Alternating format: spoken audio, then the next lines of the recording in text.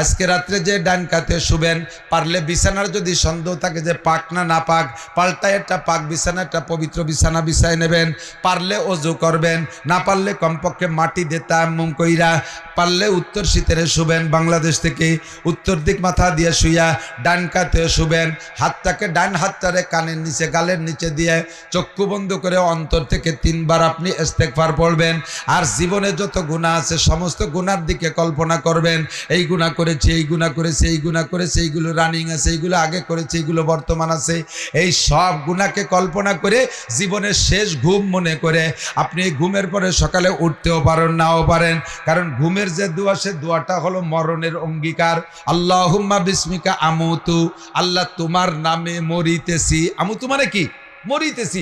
এই মরণের পরে, ঘুমের পরে আর উঠতেও পারি, নাও পারি, জীবনের শেষ ঘুম হতে পারে, উঠার পরে আর তওবা করার সুযোগ নাও পেতে পারি,